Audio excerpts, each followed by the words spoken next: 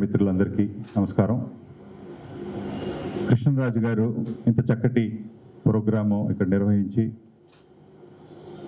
ఈ ప్రోగ్రాం ద్వారా ఆంధ్రప్రదేశ్లో జరుగుతున్న మౌలిక వసతుల అభివృద్ధి ఏ రకంగా ఉందనే దాన్ని రాష్ట్ర ప్రజలందరికీ చేరువ చేసే విధంగా రకరకాల మార్గాల్లో అన్నీ ముందుకు వెళ్తున్నా కానీ కొంత విష ప్రచారము, కొంత ప్రింట్ ఎలక్ట్రానిక్ మీడియా ద్వారా కొంత రాష్ట్ర వ్యతిరేక శక్తులు అనుకోవాలి, అటువంటి వారందరూ తప్పుడు ప్రచారం చేస్తున్న ఈ సమయంలో అందున గత 6 నెలలుగా ఇది చాలా ఎక్కువ శాతం పెంచారు, ఎక్కువ ఉధృతి పెంచారు. ఎందుకంటే త్వరలో ఎలక్షన్స్ వస్తున్నాయి కాబట్టి ఈ తప్పుడు ప్రచారం ద్వారా ప్రజల్ని మభ్యపెట్టి ఉన్న పురోగతిని, అభివృద్ధిని అడ్డుకుని మళ్ళీ ఏదో కొత్త గవర్నమెంట్, ఇంకో గవర్నమెంట్ ఏదో తెప్పించాలి, ఇంకో పార్టీ గవర్నమెంట్ ఏదో తెప్పించాలి, మళ్ళీ ఇంతకుముందు 14 నుంచి 19 వరకు ఎట్లా అయితే పూర్తిగా దోచుకున్నారో అదే కార్యక్రమాన్ని కంటిన్యూ చేసుకోవడం కోసం అని చెప్పి మళ్ళీ ఆ రకంగా ప్రభుత్వంలో మార్పు తీసుకురావాలనుకునే ఆ పద్ధతి వల్ల ఇటువంటి విష ప్రచారం జరుగుతున్న తరుణంలో మనం అందరం ముందుకొచ్చి, ముఖ్యంగా ఇందాక కృష్ణరాజు గారు చెప్పినట్టు ఈ పౌర సమాజంలో రకరకాల సంస్థలు, ఎన్జిఓలు ఇటువంటి వాళ్ళందరూ ముందుకొచ్చి జరుగుతున్న అభివృద్ధిని, పురోగతిని ప్రజల ముందుంచి, ఎందుకంటే ముఖ్యంగా మన రాష్ట్రంలో కొంత రూరల్ పాపులేషను, కొంత ఎడ్యుకేషన్ లెవెల్స్ కొంతమందికి కొంత తక్కువ స్థాయిలో ఉన్న వారికి ఈ తప్పుడు ప్రచారం ద్వారా, తప్పుడు ఇన్ఫర్మేషన్తో డెవలప్మెంట్ జరగట్లేదని అనుకునే ప్రమాదం ఉంది. కాబట్టి వాటన్నిటినీ అందరి దృష్టికి తీసుకెళ్ళి వాళ్ళందరూ నిజానిజాలు తెలుసుకోవాల్సిందిగా ఇటువంటి కార్యక్రమాల ద్వారా ఇంకా ఎంతో చేయాల్సిన అవసరం ఉంది వచ్చే 3-4 నెలల్లో. అయితే ఈ విషయానికి వస్తే మనకి ఇన్ఫ్రాస్ట్రక్చర్ డెవలప్మెంట్, మౌలిక వసతుల డెవలప్మెంట్ ఏ రకంగా జరుగుతుంది ఆంధ్రప్రదేశ్ని చూడడానికి మనకు 14 నుంచి 19 వరకు ఎట్లా జరిగింది, ఇప్పుడు గత 4.5 సంవత్సరాలుగా ఎట్లా జరుగుతుంది అనేది చూసుకోవాల్సిన అవసరం ఉంది.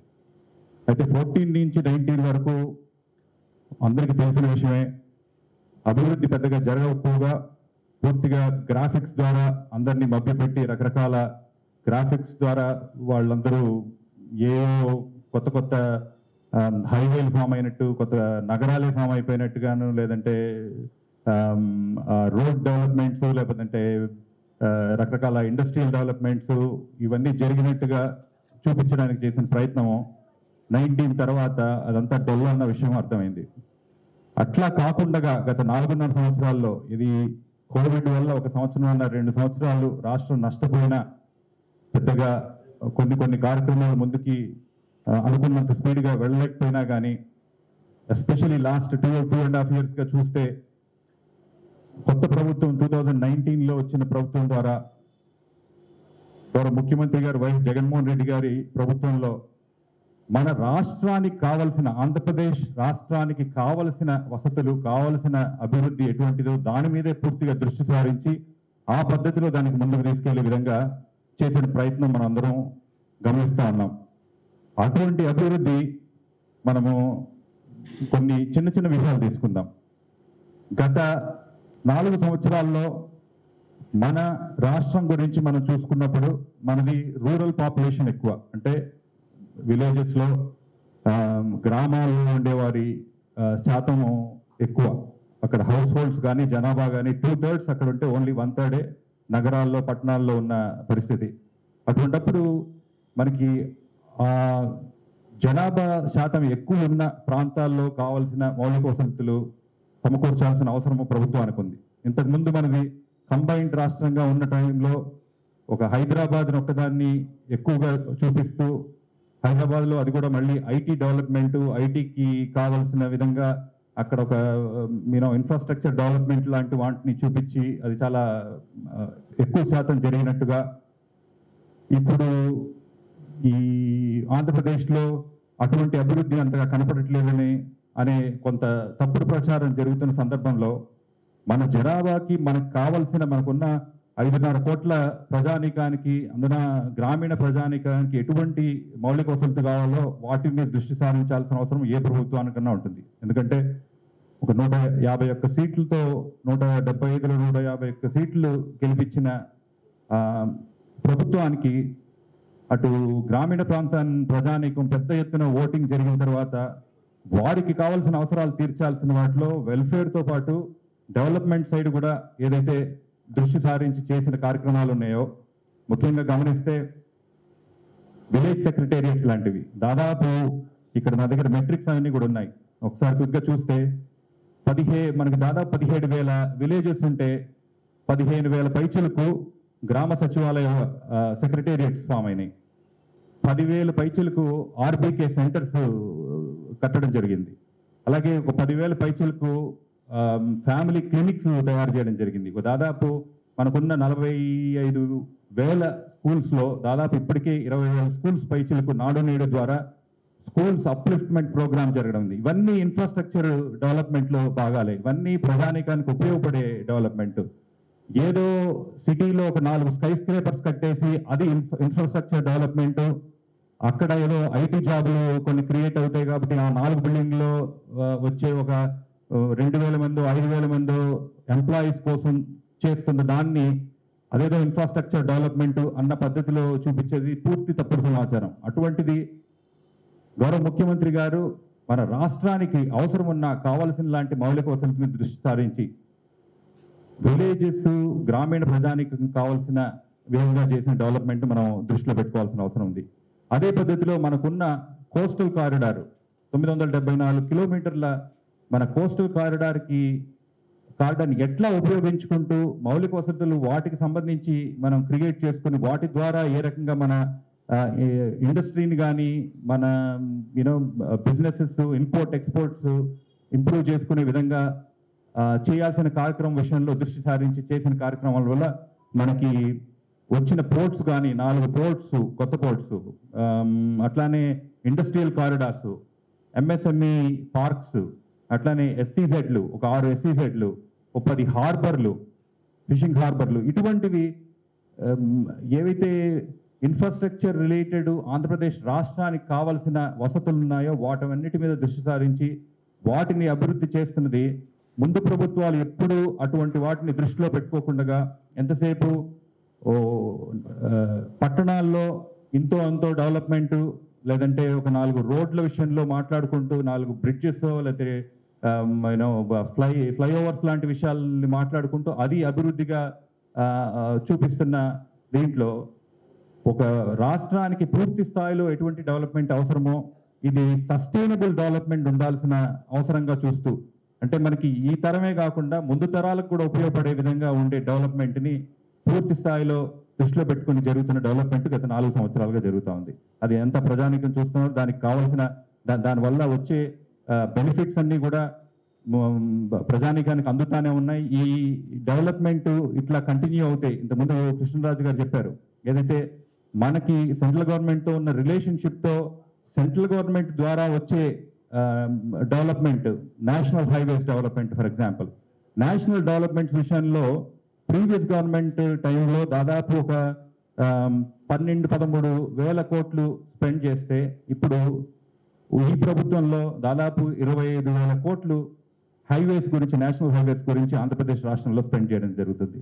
అట్లనే ఆంధ్రప్రదేశ్ ప్రభుత్వమే కూడా ఇటు స్టేట్ హైవేస్ కావచ్చు, డిస్ట్రిక్ట్ లెవెల్, పంచాయతీరాజ్ లెవెల్ జరిగే రోడ్ల కొత్త రోడ్లు వేయడము, లేదంటే ఆ లాస్ట్ మైల్ కనెక్టివిటీ రోడ్స్ వేయడము, రోడ్ రిపేర్స్ విషయంలో కూడా ప్రీవియస్ గవర్నమెంట్తో కంపేర్ చాలా ఎక్కువ శాతంలో స్పెండ్ చేసి ఆ డెవలప్మెంట్ జరపడం జరుగుతుంది. కానీ ఈ ఎల్లో మీడియా అనుకోండి, లేదంటే ఈ తప్పుడు ప్రచారం చేస్తున్న మీడియా ఎక్కడో ఒక 100 మైళ్ళంతా 100 కిలోమీటర్లు బాగున్న రోడ్డు పక్కన ఒక చిన్న ఒక 1/2 కిలోమీటర్లో లేకపోతే ఇంకొకటో వర్షాల వల్ల ఇంకో రీజన్స్ వల్ల పాడైన వాటిని మాత్రం ఆ పాట్ హోల్స్ ఇటువంటి వాటిని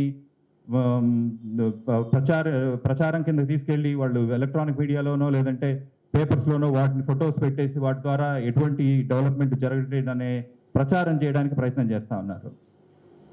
జగన్మోహన్ రెడ్డి గారు చేస్తున్న డెవలప్మెంట్లో మీరు ఏదైనా తీసుకోండి, ఆంధ్రప్రదేశ్ ప్రభుత్వము మన రాష్ట్రం తరఫు నుంచి కేంద్రంతో ఉన్న ఈ సహృద్భావ వాతావరణంలో రావాల్సిన ఫండ్స్ రాబట్టుకుంటూ చక్కగా పూర్తిగా వాటిని ఈ డెవలప్మెంట్ విషయంలోనే వినియోగిస్తూ, ఇంతకుముందు నరేంద్ర మోడీ గారే చెప్పారు 2018-19 టైంలో ఎట్లా అయితే ప్రీవియస్ గవర్నమెంట్ పోలవరాన్ని ఏటీఎం కింద వాడుకుంది అన్నది. సో డెవలప్మెంట్ కోసం కేంద్ర ప్రభుత్వం ఇస్తున్న నిధులను కూడా వాళ్ళు ఇష్టం వచ్చినట్టుగా దండుకొని వాటన్నిటిని వాళ్ళ సొంత ఖాతాల్లోకి వేసుకున్న సమాచారం అంతా గత కొన్ని నెలలుగా చూస్తూ వచ్చాము. రకరకాల ఫీల్డ్స్లో ఏ రకంగా వాళ్ళు ప్రీవియస్ గవర్నమెంట్ పూర్తిగా ప్రజాధనాన్ని దుర్వినియోగం చేసిన పరిస్థితి చూసాం. అటువంటిది పోయి ప్రస్తుత ప్రభుత్వము ఈ చేస్తున్న డెవలప్మెంట్స్ ఏ రకంగా చూసినా కానీ మౌలిక వసతుల రూపంలో, ఇన్ఫ్రాస్ట్రక్చర్ రూపంలో చేస్తున్న డెవలప్మెంట్ కూడా చాలా ఎక్కువ. అయితే వెల్ఫేర్ యాక్టివిటీస్లో డైరెక్ట్ బెనిఫిట్ ట్రాన్స్ఫర్ ఇటువంటి లక్షలాది కోట్ల రూపాయలు ప్రజాధనం ప్రజల కోసం వెచ్చించి ఖర్చు పెట్టిన దాన్ని మాట్లాడుతూ దీన్ని ఇన్ఫ్రాస్ట్రక్చర్ డెవలప్మెంట్ తక్కువ చేయడానికి చేసిన ప్రయత్నం చాలా కనపడింది. కానీ దాంట్లో ఎటువంటి నిజం లేదు. ఇన్ఫ్రాస్ట్రక్చర్ డెవలప్మెంట్ విషయంలో కూడా ప్రీవియస్ గవర్నమెంట్తో కంపేర్ చేస్తే చాలా ఎక్కువ స్థాయిలో స్పెండింగ్ డెవలప్మెంట్ జరిగినా కానీ దాన్ని తక్కువ చేసి చూపించే ప్రయత్నం చేయడం అనేది మనము ఖండించాల్సిన అవసరం ఉంది.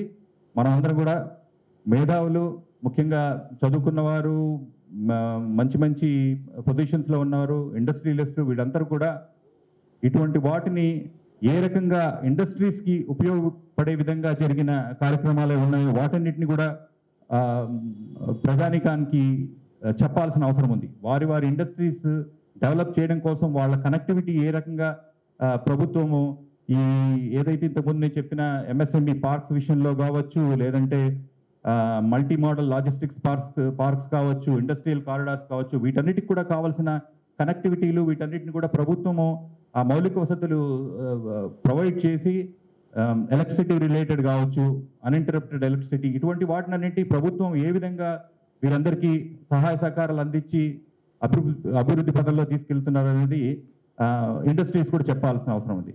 ఆ ఇండస్ట్రీస్ ఇటువంటి సదుపాయాలన్నీ బాగున్న తరుణంలోనే ఇండస్ట్రీస్ కూడా బాగా రాష్ట్రానికి వచ్చే అవకాశం ఉంది. అటువంటిది కూడా గత 2-3 సంవత్సరాల్లో చూస్తే పెద్ద ఎత్తున మనకి ఇండస్ట్రీస్ కూడా ఫామ్ అయిన సందర్భం ఉంది. ఇక్కడ ఇప్పుడు మెట్రిక్స్ చూసుకుంటే లార్జ్ స్కేల్ ఇండస్ట్రీస్లో ఆల్రెడీ గ్రౌండ్ అయిన ఇండస్ట్రీస్ 122 ఇండస్ట్రీస్ ఉన్నాయి. ఆ ఇండస్ట్రీస్ మనకి తీసుకొస్తున్న ఇన్వెస్ట్మెంట్ 66,000 కోట్ల పైసలకు, 66,547 కోట్లు. అది ప్రొవైడ్ చేసిన ఎంప్లాయ్మెంట్ 83,541 ఎంప్లాయ్మెంట్ని క్రియేట్ చేసింది. అది కాకుండా ఇంకొక 86 ప్రాజెక్ట్స్ వాళ్ళు యాక్టివ్ ఇంప్లిమెంటేషన్ స్టేజ్లో ఉంది. అంటే వాళ్ళు డిస్కషన్స్ ఎక్కడ స్థాపించాలి, ఎంత ఇన్వెస్ట్మెంట్ పెట్టాలనుకుంటున్నారు, దానికి వాళ్ళకి కావాల్సిన సదుపాయాలు ప్రభుత్వం నుంచి అడగడము, తీసుకోవడం, ఇటువంటి కార్యక్రమాలు ఉన్నాయి. ఇంకో 86 ప్రాజెక్టులు. ఆ ప్రాజెక్టు కూడా రావడం ద్వారా మనకి ఆంధ్రప్రదేశ్ రాష్ట్రానికి వచ్చే ఇన్వెస్ట్మెంట్ ఇంకొక 3,85,000 కోట్లు అడిషనల్గా రాబోతున్నాయి. దాని ద్వారా ఇంకొక 2,63,000 ఉద్యోగాలు జనరేట్ అవ్వబోతున్నాయి. వీటిల్లో ముఖ్యంగా petrochemical, metals, alloys, electronics and electrical, ఇటువంటి ఇండస్ట్రీస్ అన్ని కూడా మన రాష్ట్రానికి రాబోతున్నాయి. మనకి మౌలిక వసతులు బాగా ఏర్పడుతున్నాయి కాబట్టే ఇటువంటి ఇండస్ట్రీస్ అంతా మనకు వస్తున్నాయి. ఆ ఇండస్ట్రీస్ అంతా ఒక చోట అన్నట్టు కాకుండా రాష్ట్రం మొత్తము చాలా జిల్లాల్లో కూడా స్థాపింపబడుతూ ఉన్నాయి. అట్లానే ఎంఎస్ఎంఈ ఇండస్ట్రీస్, ఈ చిన్న చిన్న ఇండస్ట్రీస్ ఏవైతే ఉంటాయి, ప్రతి చిన్న ఇండస్ట్రీలో ఒక 15 జాబ్స్, 20 జాబ్స్ లాంటి క్రియేట్ అయ్యి చిన్నవి మన దగ్గర డిమాండ్ రిక్వైర్మెంట్. ఎందుకంటే మన ఎకానమీ, ఆంధ్రప్రదేశ్ ఎకానమీ చాలా బాగుండడం, పర్ క్యాపిటల్ ఇన్కమ్ చాలా బాగుండడం, కాబట్టి సంపాదించింది మళ్ళీ వాళ్ళ బాగోగుల కోసము మార్కెట్లో స్పెండ్ చేసినందుకు డిమాండ్ క్రియేట్ అవ్వడము, డిమాండ్ క్రియేట్ అయినందుకు మళ్ళీ కొత్త వస్తువుల మ్యానుఫ్యాక్చరింగ్ అవసరం పడవచ్చు. ఆ అవసరం కోసం ఎంఎస్ఎంఈ ఇండస్ట్రీస్ క్రియేట్ అవ్వడం, పెద్ద ఇండస్ట్రీసే కాకుండా చిన్న చిన్న ఎంఎస్ఎంఈ ఇండస్ట్రీస్ క్రియేట్ అవ్వడం, అటువంటి కొత్తగా క్రియేట్ అయిన ఎంఎస్ఎంఈ ఇండస్ట్రీసే 2 లక్షల పైచలకు గత 3-4 సంవత్సరాల్లో మన రాష్ట్రంలో ఏర్పడ్డాయి. అవి క్రియేట్ చేసిన జాబ్స్ 12 లక్షల పైచలకు, 12,61,000 జాబ్స్ క్రియేట్ అయినాయి. వాటి ద్వారా ఇన్వెస్ట్మెంట్ జరిగింది 24,000 కోట్ల పైచలకు. సో ఏ రకంగా చూసినా కానీ అటు industrial development, business development, infrastructure development కూడా పెద్ద స్థాయిలో మన రాష్ట్రంలో జరుగుతున్నది అనేది పూర్తిగా అందరూ ఒప్పుకోవాల్సిన విషయము. అది అందరికీ తెలపాల్సిన అవసరం మన మీద ఉంది. అట్లానే ముఖ్యమంత్రి గారు మొన్న మధ్య కలిసినప్పుడు చెప్పిన విషయంలో నాకు ఆశ్చర్యం వేసింది. ఏమంటే మా 31 లక్షల మందికి ఏదైతే హౌస్ ప్లాట్స్ గవర్నమెంట్ ఇచ్చిందో, 31 లక్షల మందికి హౌస్ ప్లాట్స్ ఇచ్చిన హౌస్ ప్లాట్స్, వాటిలో జరుగుతున్న కన్స్ట్రక్షన్స్ దాదాపు 22 లక్షల ఇళ్ళు, వివిధ స్థాయిల్లో ఉన్న ఒక 7.5 లక్షల ఇళ్ళని ఆల్రెడీ సీఎం గారు లాంచ్ చేశారు. ఇంకొక 15 లక్షల పైచిలకు దాదాపు కన్స్ట్రక్షన్ స్టేజ్లో ఉన్నాయి. వీటి వాల్యుయేషన్ కూడా తీసుకుంటే వాటిలో స్థలాల విలువ దాదాపు ఒక 5 నుంచి 10-15 లక్షల విలువ గల స్థలాలు, వాటిలో కడుతున్న ఇళ్ల విలువ ఒక 2 లక్షల పైచిలకు ఉండే ఇళ్ల ఖర్చు, ఇవన్నీ తీసుకుంటే దాదాపు 2 లక్షల కోట్ల పైచిలకు ఏదైతే ఆంధ్రప్రదేశ్ రాష్ట్రంలో ఆస్తులని క్రియేట్ చేయడం జరిగింది. 31 కోట్ల కుటుంబాల కోసము 2 లక్షల పైచిలకు 2 లక్షల కోట్ల పైచిలకు ఆస్తులను ఆంధ్రప్రదేశ్ ప్రభుత్వంలో క్రియేట్ చేయడం జరిగింది. సో ఇటువంటి డెవలప్మెంట్ ప్రజానీకానికి కావలసిన అన్ని రకాల వసతులు సౌకర్యాలు కల్పిస్తూ ముందుకు తీసుకెళ్తున్న దాన్ని తప్పుగా చూపించడం అనేది ఈ ఎల్లో మీడియా కానీ తప్పుడు మీడియా ప్రచారాలు చేస్తున్న వాళ్ళంతా మానుకోవాల్సిన అవసరం ఉంది. ఆంధ్రప్రదేశ్ రాష్ట్రము ప్రగతి పథంలో చాలా దూసుకొని ముందుకు వెళ్తున్న తరుణంలో దీనికి అడ్డం చెప్పకుండా చేస్తున్న మంచి వర్క్ని ప్రజలందరికీ చెప్పుకోవడం ద్వారా మన రాష్ట్రంలో జరుగుతున్న అభివృద్ధి సంక్షేమాన్ని మన దేశం మొత్తానికి తెలిసే విధంగా అందరూ ప్రయత్నిస్తే మన రాష్ట్రం ఇంకా త్వరితగతిన ముందుకెళ్తుంది. మిగతా రాష్ట్రాలతో ఇప్పటికే మనం ఒక 3వ స్థానంలో 4వ స్థానంలో ఉన్న మన రాష్ట్రం మొదటి స్థానానికి కూడా రీచ్ అయ్యే అవకాశం ఉంటుంది. కాబట్టి ఈ వేదిక మీదుగా అందరికీ నేను విజ్ఞప్తి చేస్తుంది ఏంటంటే, మేధావులందరూ నడుం కట్టాలి. రాష్ట్ర ప్రజలందరికీ జరుగుతున్న అభివృద్ధి గురించి చెప్పడానికి ప్రయత్నం చేయాలి. ఈ 4-5 నెలల్లో ఈ అవసరం ఆవశ్యకత ఇంకా ఎక్కువ ఉంది. దీన్ని మనం అందరం చేసి చూపిద్దాం. నా ఉద్దేశంలో వైఎస్ జగన్మోహన్ రెడ్డి గారు మళ్ళీ వచ్చే ఏప్రిల్ మేలో జరిగే ఎలక్షన్స్లో గెలిచి మళ్ళీ రాష్ట్రానికి 2వ టర్మ్ కూడా ముఖ్యమంత్రి అవ్వాల్సిన ఆవశ్యకత, చారిత్రాత్మక ఆవశ్యకత ఎంతైనా ఉంది. దానివల్ల ఏమవుతుందంటే ఈ ట్రాన్స్పరెంట్గా జరుగుతున్న డెవలప్మెంట్ కంటిన్యూ అవడం జరుగుతోంది. వేరాజ్ ప్రీవియస్ గవర్నమెంట్ ఏదైతే ఊరికే మాటలు చెప్పి రకరకాల స్కీమ్స్ మాట్లాడి ఓన్లీ స్కామ్స్ చేసి వాటి ద్వారా అంతా దడ్డుకొని దోచుకున్నది మళ్ళీ రిపీట్ కాకుండా ఉండడానికి దీన్ని జాగ్రత్తగా ముందుకు తీసుకెళ్లాల్సిన మనందరి భుజస్కంధాల మీద ఉంది. కాబట్టి ఇటువంటి కార్యక్రమాన్ని ఇంకా వేరే ప్లేస్లో కూడా చేయమని కృష్ణరాజు గారిని కోరుతూ మీ అందరికీ మరొకసారి ధన్యవాదాలు తెలుపుకుంటూ ముగిస్తున్నాను. Thank you so much.